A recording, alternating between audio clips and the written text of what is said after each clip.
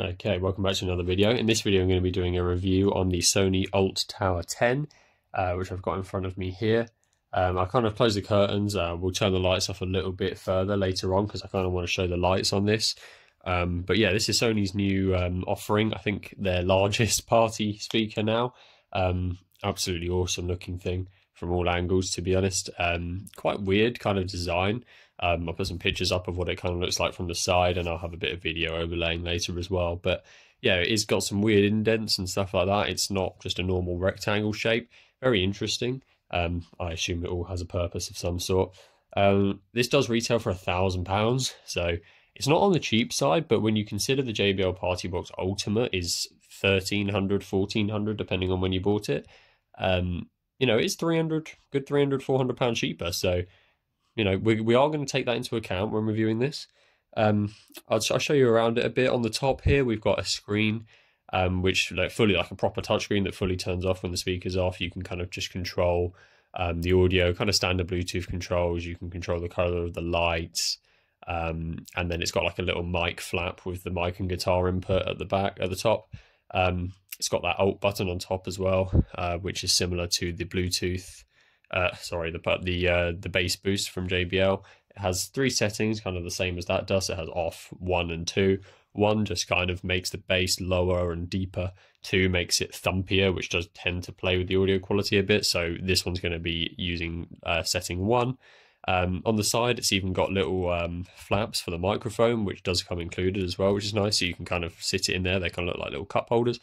On the back, we've got an input for like a USB, an optical input in case you're using it for your TV. And yeah, overall, really nice looking speaker.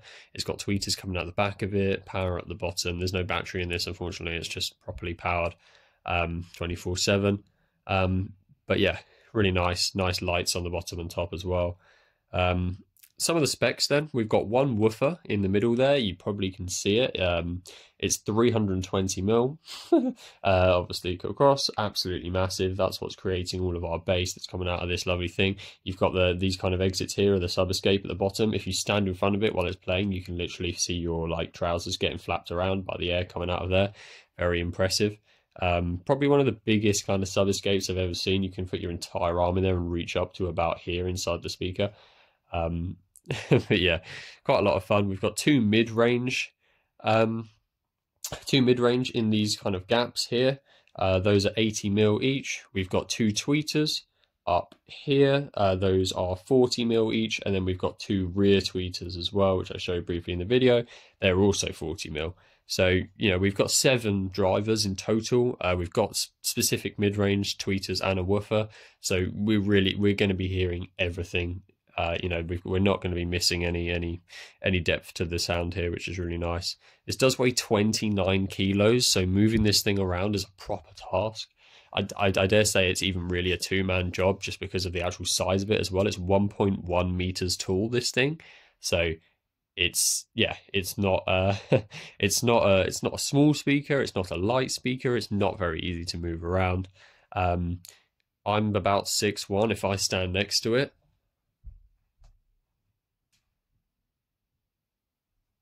it comes up to about, you know, halfway up my chest. So it's a proper unit. So yeah, not easy to carry around. Do bear that in mind. You really don't. You want to be putting this somewhere and then basically never moving it again. It does use Bluetooth 5.2. 5.3, I believe, is really the kind of newest one, but 5.2 is still the standard. It will still let us use all of the new kind of pairing features that new speakers are coming with nowadays.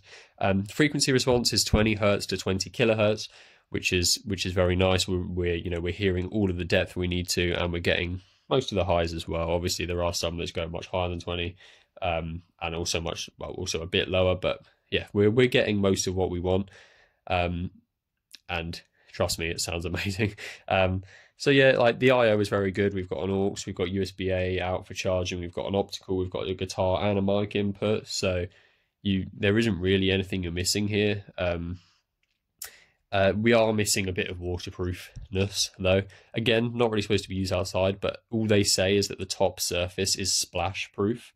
They don't mention any other part of the speaker, and splash proof doesn't really mean much either. So You don't want this thing near water. You obviously don't want to drop it. It's not going to be drop proof either.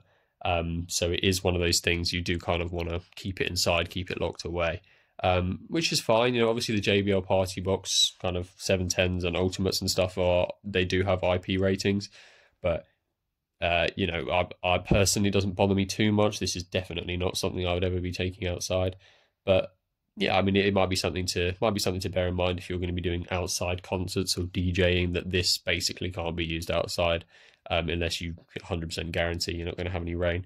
If you live in England, that's not a possibility. Somewhere else it might be. I don't know, lucky you. But yeah, we'll do a sound test now. We're going to be playing Royalty. It is going to be at 80% volume. I am going to be deafened, but for the sake of fairness, it kind of has to be. So yeah, I'll talk about the sound afterwards. I will turn just another light off as well, just so we can see the light show. I do actually have a decibel sound level meter here. It's not focusing on it at the moment, but yeah, I'm probably going to put that in the corner, just try and kind of hold it here. Might be slightly wobbly obviously, but would just be kind of interesting. Obviously we're what, two and a bit meters away from it here, but yeah, it might be kind of interesting to just see what kind of output this is putting about 2 meters away. So yeah, I'm going to be doing that now.